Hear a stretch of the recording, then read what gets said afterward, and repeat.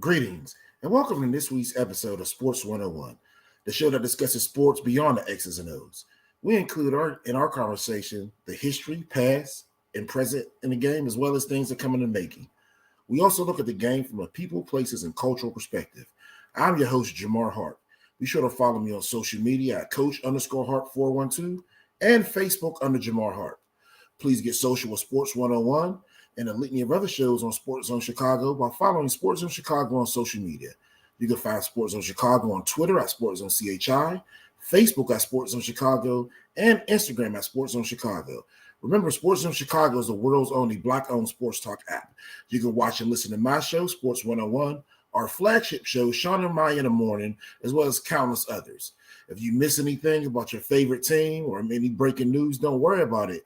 Go to YouTube, search SportsZone Chicago, subscribe to the channel. Now, once you do that, we need everyone, and I mean everyone, to download the SportsZone Chicago app. Our SportsZone Chicago app can be found in the iTunes, Google Play, and Amazon stores. Last but not least, remember, SportsZone Chicago at night. Groundbreaking, never before of its kind, real life sports news at night. Remember, SportsZone Chicago at night is coming. Now I'd like to introduce this week's episode, African-American ownership in the Denver Broncos. If you look at our title picture right here, this is Byron Allen. He is a media mogul who was interested in an investment team to potentially buy the Denver Broncos. However, some things shook up and different things took place, so we're going to dish that in this episode. So we're going to start off with Brian Flores. So Brian Flores is a former head coach of the Miami Dolphins, as well as a known defensive coordinator throughout his time in the NFL. He, this last year, filed a lawsuit against the NFL for alleged discrimination and racism in his hiring processes, specifically pointing out three NFL teams. Flores called out the Denver Broncos, New York Giants, and his old team, the Miami Dolphins. The former Dolphins coach is, again, currently suing the NFL in part because their owners have not been following through with the Rooney Rule. Now, if you don't know what the Rooney Rule is, the Rooney Rule was put in place about 20 years ago after they did a diversity study and found, not shockingly, that the NFL teams failed to interview minority candidates for coaching vacancies. So the Rooney Rule was set in place so minority candidates would have an opportunity to interview. In the case with Brian Flores, some things happened. If you look at the text from Bill Belichick before he got the interview saying congratulations, and then the things he alleged happened with the Denver Broncos, which we'll talk about in a few minutes. However, with the Rooney Rule, there are fewer minority head coaches in the NFL than there were almost 20 years ago. In addition, the NFL team's ownership currently is 95% of European descent, and the ownership group represented by the collective NFL and whole has no African Americans represented at all. Not only two of the NFL owners are minorities, however, neither of them are of African American descent. For that matter, the NFL, in its 102-year history, has never had an owner of African American descent. The NFL's two operating minority owners currently are Mr. Shad Khan of the Jacksonville Jaguars, who is of Middle Eastern descent, and Ms. Kim Pagula of the Buffalo Bills. Now, again, Khan is from Pakistan, and he moved to the United States at around 16. And Pagula is an Asian American, but she isn't really the sole owner of the Bills. She co-owns a team with her husband, Terry Pagula, who is pictured right here. Now, getting back to that lack of diversity from the NFL, it runs not only rampant on the coaching, but in the front offices as well. And this is beginning to cross the public eye's radar. Now, Brian Flores' lawsuit has severely hurt the NFL's public image, as currently the NFL does not have, as we stated recently, no Black owners, despite 70% of its population being of African-American descent. Now, even worse, the league has never had a Black owner again, and that's something that could change, hopefully, sooner than later. Now, one of the NFL teams that Flores mentioned in his lawsuit was the Denver Broncos, and we bring them up because they're currently up for sale. There have been rumors that Peyton and Ed Manning and John Elway were competing for ownership, but right now that ownership has shifted to another group, which we'll talk about later in this episode. Right now, I want to show you snippets of the interview that Brian Flores did that describe some intimate parts of his interview with the Denver Broncos. The former Dolphins head coach Brian Flores now suing the NFL and all 32 teams for discrimination in hiring practices. And the lawsuit specifically names 3 teams, and that includes the Broncos, specifically John Elway and Joe Ellis. Flores says the Broncos never considered him as a serious candidate when he interviewed for their head coaching job in 2019. In the lawsuit, Flores says some of the Broncos interviewers showed up an hour late and hung over to the interview. Flores talked about it on CNN this morning. Well, I show up to the interview. I think it was an 8:30 a.m. interview. They're late, which is unusual for this part of this process. And look, I know I'm not alone in this. Where you're the only. I believe I was the only minority interview, and just the entire process doesn't feel like you're an actual candidate, and that's unfortunate. That was Brian Flores today. He made the allegations in the lawsuit yesterday. The Broncos denied them yesterday as well, saying everyone was on time for the interview and that their team was fully engaged for the 3.5-hour session. Of course, the Broncos ultimately hired Vic Fangio shortly after that interview. The incident with the Broncos was only the beginning. Flores tells NBC News' Gabe Gutierrez why text messages from Patriots coach Bill Belichick was actually his tipping point. When you realized that he meant to send that text message to someone else, what went through your head? I was humiliated. There was anger, there was disappointment, disbelief, and that was really the tipping point. That's when I should be given an opportunity. I've earned that. I have. I've spent 18 years in this league, working in different departments, spending a lot of time away from my family. Away from the kids I love, the wife I love, making a lot of sacrifices. I earned the opportunity to interview and not have it be a sham interview. Flores feels his lawsuit is about much more than himself. He says it's about representation in coaching. Now, some of the things that Coach Flores suggested to about the interview was that, again, Broncos personnel, including quote-unquote general manager John Elway, came late and disheveled, even though it was 3 hours. The type of questions they were asking him for someone that's been in the NFL for 18 years were quite trivial, and then get to the grasp of ownership. He also alluded to a proverbial glass ceiling that a lot of people talk about that are minorities, and particularly African-American men, that they can get to a certain point as position coach or coordinator, and particularly on the defensive side, but yet that's when the glass ceiling comes and there's not a lot of opportunities to be head coaches.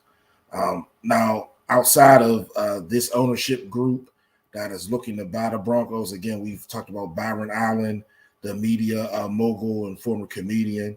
The Broncos can also have competition from another African-American billionaire investor, Robert Smith, pictured here. Now, Robert Smith is the richest African-American man in America, according to Forbes magazine. He became the first Black owner in NFL history. Now, if Mr. Smith was allowed to become an owner, because, again, all the rest of the owners have to vote on it, regardless if you have the capital or not. I know you Chicago fans remember the bid that Walter Payton, Oprah Winfrey, and Michael Jordan were going to put together to get the Bulls. However, if you have all the capital and meet the qualifications, including liquid capital and how much you can put up front, how much debt to income ratio you have, the rest of the owners still have to vote yes or no.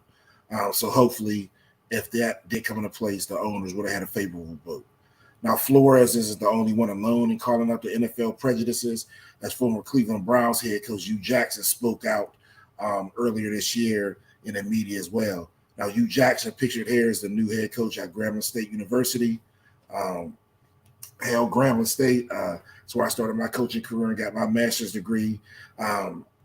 He stated in a recent interview, since he's no longer in the NFL, that he was asked to lose games on purpose during his tenure as a head coach of the Cleveland Browns to gain draft picks. Now, the Denver Broncos did hit the open market. The sale of the team could make history beyond its purchase price. So in regards to those asking things, that's why Robert Smith and a lot of these individuals are coming into play. So speaking of Robert Smith, we're now going to take a look at Robert Smith in regards to Afro-American ownership within the NFL. Now, if this deal would have been brokered, it would have obviously produced the first Black owner in the NFL's 102-year history. Again, billionaire Robert Smith He's an investor. He's emerged as one of the top finalists for the Broncos, and that was told to front office sports by many individuals in the Broncos front office staff. Again, Mr. Smith has an estimated net worth of $6.7 billion. He's a 59-year-old entrepreneur, and he ranks, again, as the richest black person in America, and that's above Oprah Winfrey, according to Forbes magazine. Now, the Broncos could fetch a record fee now because all these fees are going up to the new television deals of $4 billion or more, which will make it the richest team selling in U.S. sports history. That's richer than what Mr. Jones bought the Cowboys for when he bought them in the, I think the 80s, I believe. Now, if the league is serious about changing its racial makeup and NFL ownership, 31 out of the 32 controlling stakes in the NFL, again, are held by white individuals and or families. Remember, the other minority owner is technically the owner's wife. So she's called a defunct owner, but her husband does all the legwork. So this Bronco sale can represent something monumental in history. Now, again, let's talk about these suitors who wanted to buy the Denver Broncos. Again, you had media entrepreneur Byron Allen, who we had pictured earlier. You got billionaire financier Robert Smith, and then Irvin Magic Johnson wanted to get in the mix too. Now, he already has ownership in some sports teams in regards to the Los Angeles Dodgers, and is part of the Broncos bid led by himself and Philadelphia 76ers owner Josh Harris. Now, getting to Woody Page, I don't know if you guys remember the talk shows with Tony Reale used to be on ESPN2. Woody Page was one of the characters on one of those shows. He actually writes for the Denver Gazette, and he stated there are 6 groups seeking the Broncos, including 2 Super Bowl winning quarterbacks, Peyton Manning and John Elway. Now, Brittany Bowlen, who was one of the daughters of the late Broncos owner Pat Bowlen, is also trying to get a bid to purchase the team as well and keep it within the family. Now, Mr. Smith, a billionaire investor, he grew up in Denver, and he founded Vista Equity Partners in the year 2000, and till to this day serves as the company's chairman and chief equities officer. Now, as of this past September, that private equity fund had $86 billion in assets under its current management. So you know anything about the show Billions, that's sort of what he was doing in real life. Now, this businessman also turned into a philanthropist, like most people do on that level, to avoid taxes. He didn't have the star power of other rumored Bronco bidders, including fellow billionaire and Amazon founder Jeff Bezos. But Smith is dedicated to his causes, and he really puts his money where his mouth is. Recently, he made a headlines by pledging to pay off the student loan debt of the private all-male college in Atlanta, Morehouse College. They usually graduate 400 to 400 students, young African-American males every year.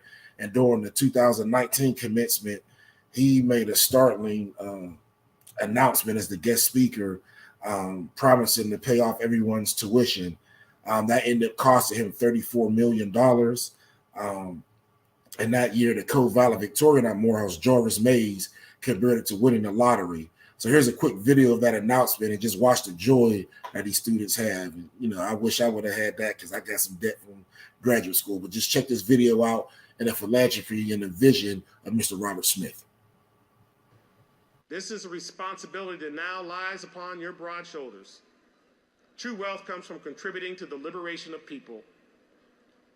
And the liberation of communities we come from depends upon the grit and the determination and the greatness inside of you. Using your skills and your knowledge and your instincts to serve, to change the world in only the way that you can. You great Morehouse men are bound, again, only by your limits of your own convictions and creativity. You have the power within to be great, be you, be unstoppable, be undeniable, and accomplish the things that people thought you never would. I'm counting on you to load up your bus and share that journey. And let's not forget what Dr. King said in his final moments in his famous sermon at Ebenezer Baptist Church. I want to be on your right side and on your left side, in love and in justice, in truth and in commitment, so that we can make this old world a new world. So graduates, look to your right, look to your left. Actually, take a moment, stand up, give each other a hug. I'm gonna wait.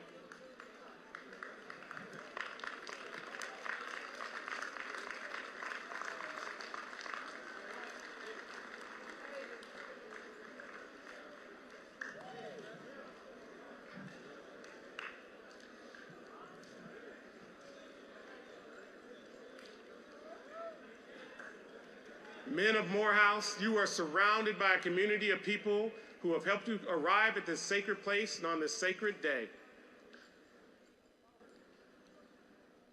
On behalf of the 8 generations of my family who have been in this country, we're going to put a little fuel in your bus. Now, I've got the alumni over there, and this is a challenge to you, alumni. This is my class, 2019.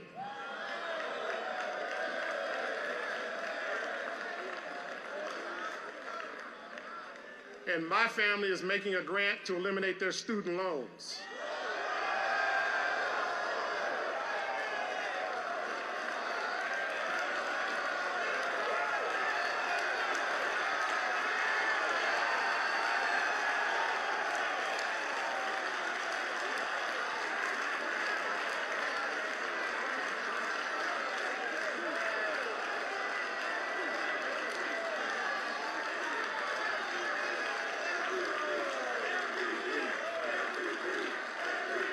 Now, I know my class will make sure they pay this forward.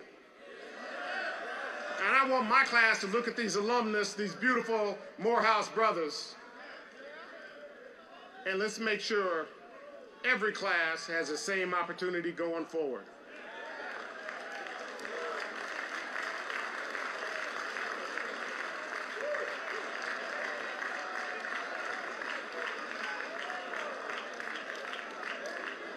Because we are enough to take care of our own community.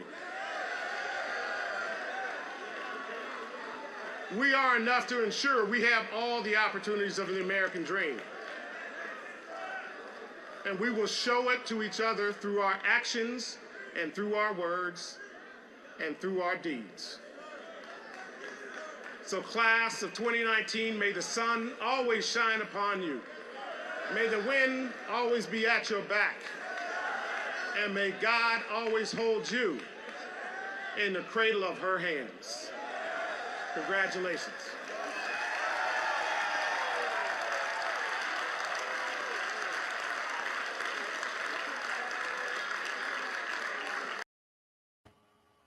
Again, that was very powerful right there. And I just showed the type of resiliency and the type of man that Mr. Smith is. Now, outside of that Morehouse contribution, and again, that was around $34 million for a class around 400 to 450 students.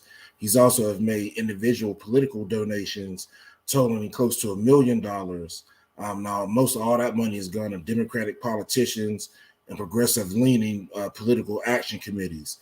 Now, when you look at these political action committees, a lot of them are geared towards their thoughts and rules and regulations on businesses and different investment sectors. So again, referencing the fictional show Billions, by giving money to different action committees and politicians so they can vote for rules and regulations that stimulate your business, who do not hamper it with different rules, was one of the tenets of that show.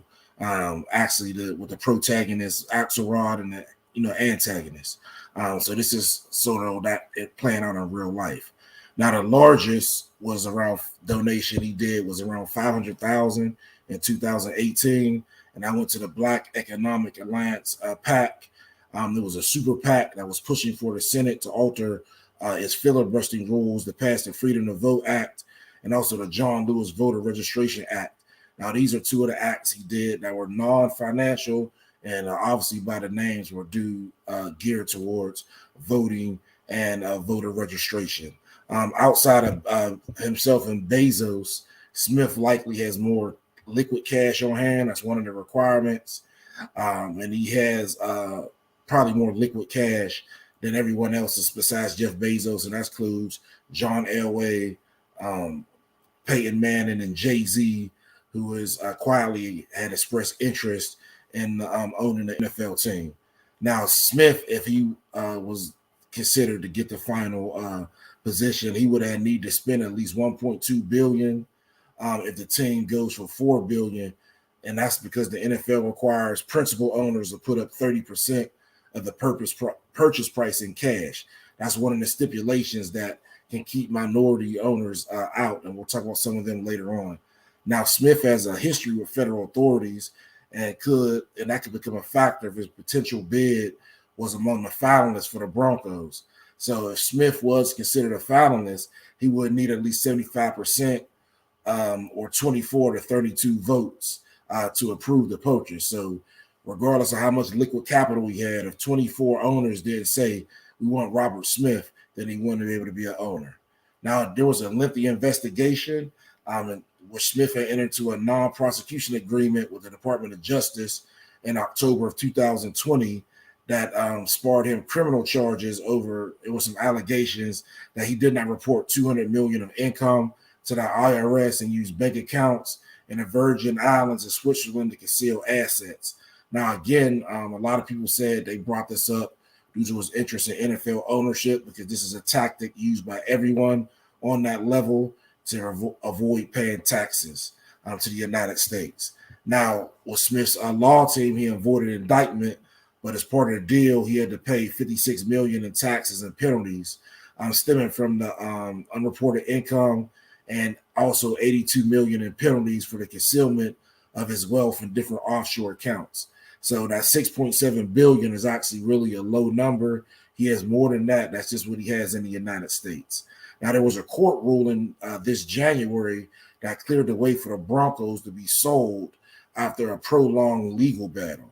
Now, the legal battle stemmed around a Denver judge who ruled that ROFR Holdings was a company that was part owned by the estate of former Broncos owner Edgar Kaiser, did not have the right of first refusal, something that was part of the deal when Pat Bowlen purchased the team in 1984 for $78 million. Now, Kaiser, he died in 2012, and Pat Bowlen passed in 2019 after a long battle with Alzheimer's. Due to those deaths, the judge ruled the agreement was no longer valid, and Bowlen's heirs were able to fight over who should control the team, which led to another lawsuit that was dismissed this past July. Now, going back to our Black ownership, and all this is going to tie together, there are 6 general managers in the league right now. You have Martin Mayhew from the Washington Admirals, Andrew Berry from the Cleveland Browns, Terry Fontenot with the Atlanta Falcons, Brad Holmes, my former teammate, an old head on the D-line with the Detroit Lions, and Chris Greer with the Miami Dolphins. Now, the first thing that was stated, thank you, the Commanders, thank you, Sean. The first thing that Brad Holmes stated, that he saw that it was a lack of diversity in the pipeline, and he wanted to develop that pipeline. So basically, if there's a lack of GMs, which was obvious, there will be the numbers are not nearly good enough. So the process of getting people in and vet them isn't good enough either. So we're going to take a quick break, and when we come back, we're going to discuss different parts and finally reveal who the new ownership group is. You'll be surprised. They're related to corporate America, and they're in everyone's town. I'm Jamar Harp, and this is Sports 101. We'll be right back.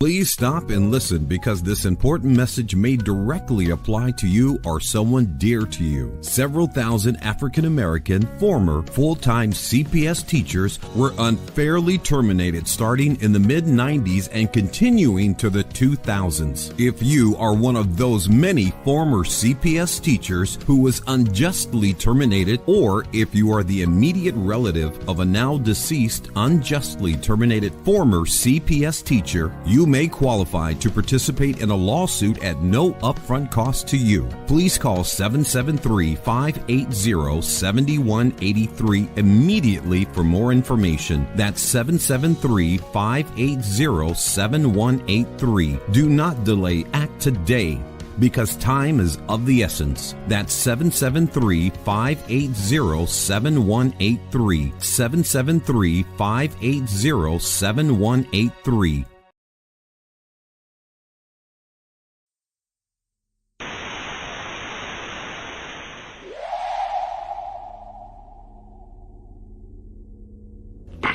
The Chicago way.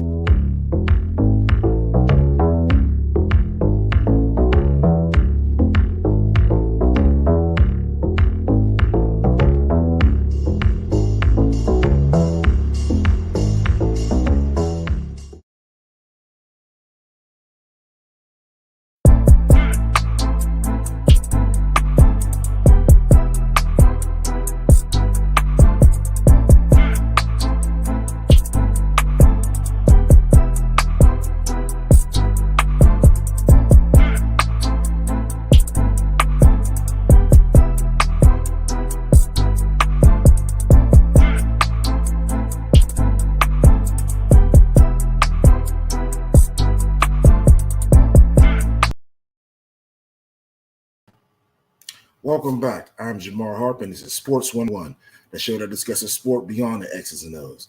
We like to talk about the game from a people, places, and cultural perspective. We also look through the lens of history and the past, present, and the making.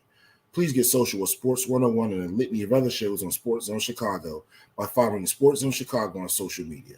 You can find SportsZone Chicago on Twitter at SportsZone CHI, Facebook at SportsZone Chicago, and Instagram at SportsZone Chicago. Subscribe to the YouTube channel, search SportsZone Chicago, but more importantly, we need everyone to download the SportsZone Chicago app. The SportsZone Chicago app you can find on the iTunes, Google Play, and Amazon stores. Now, before we talked about different trends in ownership, and particularly with the Denver Broncos, now we're going to move into the NFL financial rules and how they weed out minority ownership. Now, media mogul Byron Allen, who we first talked about, is looking to buy the Denver Broncos in an auction that can reach around $4 billion or more $million. Now, if he's successful, Allen would have been the first black owner in the 102-year history of the National Football League, a league where 7 out of 10 players of African descent, yet not one of them has ever had a majority stake in a team. Now, we invoked references of the Chicago Power trio of Walter Payton, Oprah Winfrey, and Michael Jordan, who had wanted to buy the Bears earlier, but politics didn't allow that at that time. Now, in regards to Byron Allen, he isn't the only individual African descent who's interested in buying an NFL team. You have Clear Lake Capital Group co-founders Behad Egbali and Joe Feliciano, along with Feliciano's wife, Kwanzaa Jones, who also weighing a bid, according to people with intimate knowledge around the matter. Feliciano is a native of Puerto Rico, and Jones is African-American. Representatives from their camp declined to comment before the actual sale of the Broncos. Now, NFL Commissioner Roger Goodell has said at a press conference that the league wanted to make it easier to enable Black ownership by working with prospective Black buyers to help them gain an understanding of what it will take financially in the rules to qualify to buy NFL teams. So remember, even if you qualify, the other owners have to vote you in. So if they don't like you, you still can be voted out. The current NFL rules state that the principal franchise owner has to have a 30% stake in the team, and the entire ownership group can be no more than 24 people. So that means the principal one person has to own 30%. Now the other people that own the 70% can be no more than 24 people 23 people in total, because you have one that's the principal owner. This hurts a lot of minorities, particularly African Americans, because they can't pull together their resources with more than 24 people. Now, the NFL also places limits on how much debt can be used to acquire a team. So, like, if you can't take a debt from a business or equity to buy the team. It's recently increased the amount from $500 million to $1 billion. So even with the increased debt limit, there are a few people in America that can write a 30% check of $3 to $4 billion, and that pool's even smaller with African American owners. Now, Byron Allen, who is 60, has built a media empire from scratch. Again, started off as a comedian and now owning the Weather Channel as well as 26 other television stations. Over 30 years, he's acquired this. Now, more recently, he's got luxury real estate across the United States from Malibu to Manhattan. He was trying to build a group of investors spanning Wall Street to Hollywood that were moguls in sport and business, according to someone with inside the Broncos that had intimate knowledge of this group. Now, the group was going to put down 75% of the price in liquid assets to make it more attractive.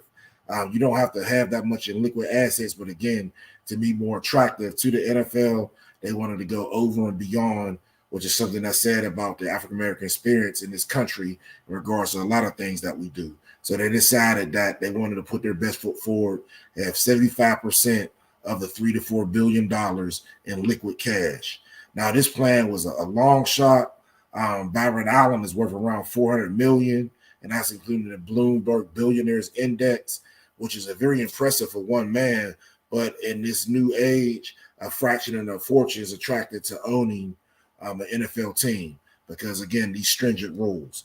Now, Allen told Bloomberg on that Tuesday that Goodell and the New England Patriots owner Robert Kraft had asked him to consider buying a team before. In regards to other professional sports leagues, they had relaxed ownership requirements where the NFL was still very stringent in regards to its old-natured hierarchy.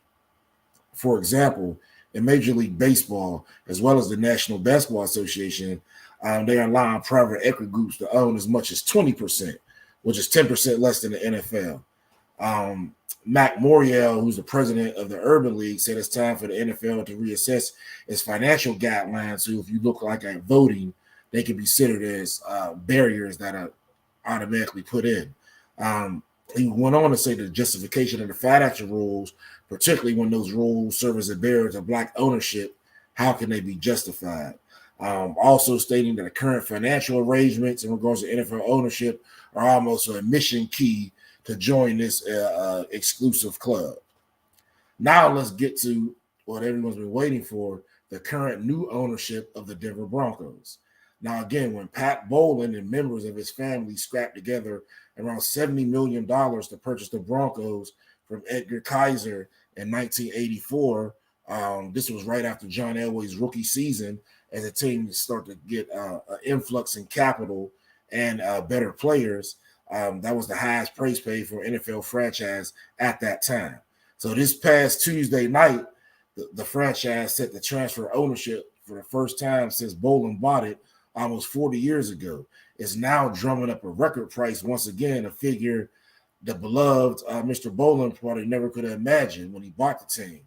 Now, last Tuesday, the Broncos announced that the franchise entered a purchase and sale agreement that would allow Rob Walton and his daughter and son-in-law, Kerry Walton Penner, and her husband, Greg Penner, to acquire the franchise. And yes, Rob Walton is part of the Walton family that owns Walmart. Now, the Broncos did not announce the sales price, but a source with knowledge of the situation confirmed that the figure is at low point $4.6 billion. Now, that number shatters the previous record of 2.2 paid by David Tepper when he purchased the Carolina Panthers that were an expansion franchise in 2018. Now, here's a quick video on the new Broncos ownership. And the Denver Broncos have reached a tentative multi-billion-dollar agreement, billion-dollar agreement with new owners. Rob Walton and his son-in-law, Greg Penner of Walmart, came in with the winning bid. Broncos insider Mike Liss joins us once again. So, Mike, this isn't final. They still have a couple of hoops to jump through, but it's going to happen, right? Oh, yeah. It's $4.65 billion, which smashes the previous record of about $2.3 billion that David Tepper paid 4 years ago for Carolina. So in 4 years, the NFL franchise value set a new record, doubling the previous record. It just shows how well the NFL is doing. This deal with the Waltons is going to the NFL Finance Committee. I think the NFL Finance Committee is going to look at Rob Walton's portfolio and say, holy mackerel. I think this guy's got what it takes to own an NFL team and then some. And then they'll call a special meeting probably late July, right before training camp would be my guess.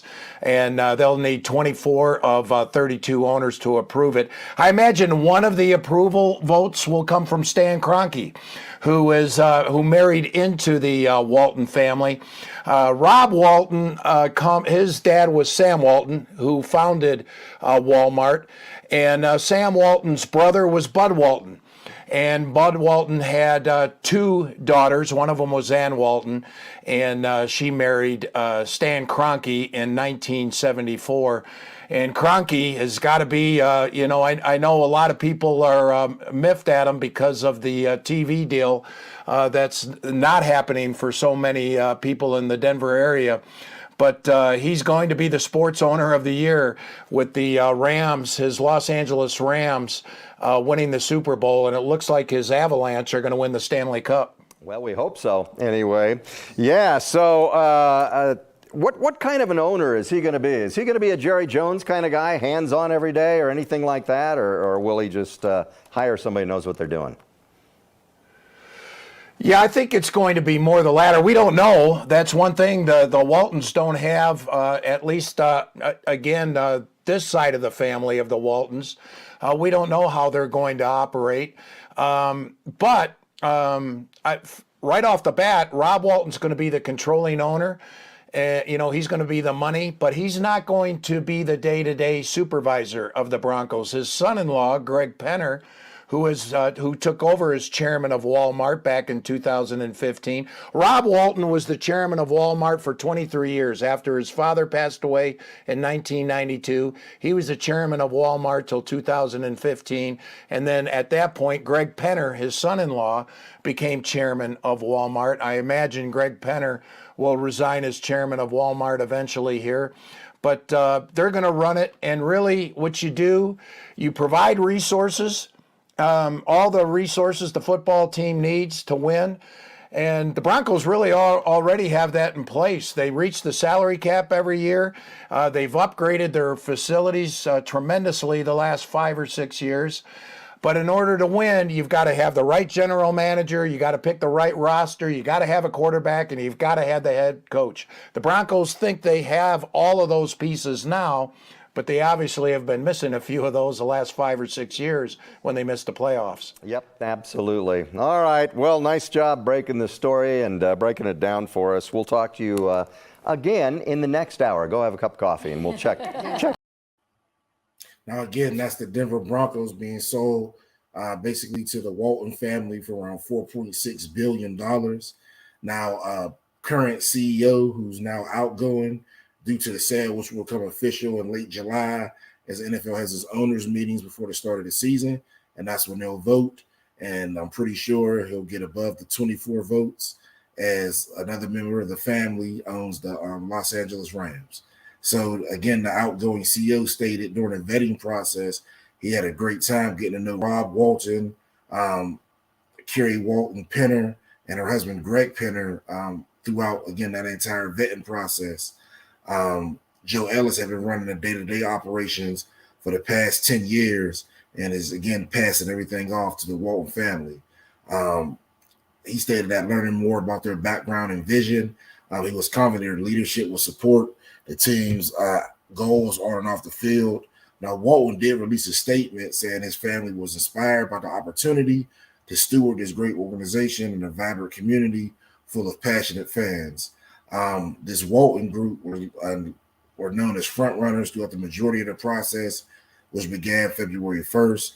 That was announced that the Broncos were officially putting the franchise up for sale after years of uncertainty about its future in the holding group. During that time, the team had been run by the Pat Bowlen Trust, that was just headed by Ellis, since, again, Alzheimer's forced Bowlen to step down from day-to-day leadership around 2014. Now, again, Mr. Bowlen, who died in 2019, gave the trust power to decide whether the franchise will be handed down to one of the children or sold to the highest bidder. Now, Walton is, again, the son of Walmart co-founder Sam Walton, who founded Walmart with his brother Bud Walton, immediately became now the NFL's richest owner. The Waltons' net worth is estimated to be around $60 billion. Walton joined his father's company in '69 when he graduated from Columbia Law School. He took over chairman of the board at Walmart from, again, started in the company in '69. He became chair of the board in 1992 after his father's death and held that position in 2015. That role was then passed to, if you remember the video, Greg Penner, his brother-in-law. Greg married his sister. Recently, he announced in a statement that Melody Hobson, who was pictured here, who was a co-CEO of Ariel Investments and the chair of the board of Starbucks Corporation, she's the first Black woman to hold that role. She is also joining the ownership group in a statement that was put out saying that Melody is an influential leader in corporate and civic organizations across the nation. So I'm pretty much thinking that her goal is going to be how to tie the Denver Broncos into civic involvement and get a better representation of that segment. Now, a lot of people saying it's a PR move just to show that there's a minority, in particular an African-American woman, because, that's the trend right now that the NFL is, I don't want to say bypassing. The men have been trying to fight for jobs for so long, but the women are getting an added boost right now. So a lot of people are just saying it's a PR boost. She's not really an owner. She's being hired on to do PR. Again, this announcement came out this past Tuesday night, and it's not the final step in the process. Remember, the ownership group has to approve this sale along with the NFL's finance committee, and they have to be approved by a vote of 24 yeses, which is 75% of the 32 league owners, for the transfer of the team to be finalized. And that's going to happen at the owners' meetings in July. They look forward to earning the confidence and support of the NFL as they take the next step in this process, Walton said. So, again, those are the buzzwords for, greasing hands and doing things to, get things done as the owners or their own fraternity that work amongst each other as billionaires on and off the field. He also stated when the necessary approval procedures are met, the family is excited to share more with the Broncos, the fans, the organization, as well as the Denver community. Now, in closing, I just like to pose these few questions. The first is, will the NFL amend its investor rules, which will allow more minority bids on teams?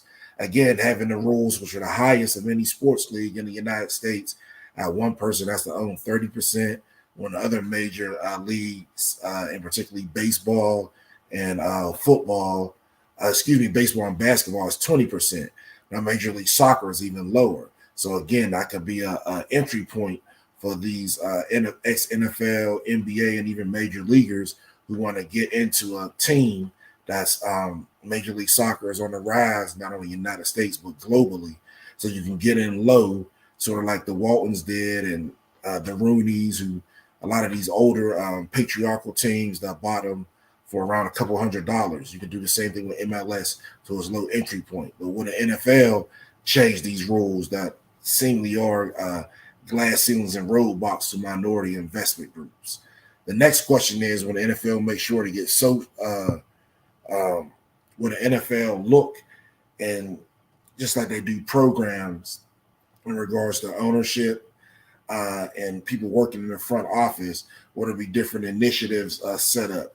What'll be different training sessions on how to take your cash and make it more liquid to be appealing to be a business owner.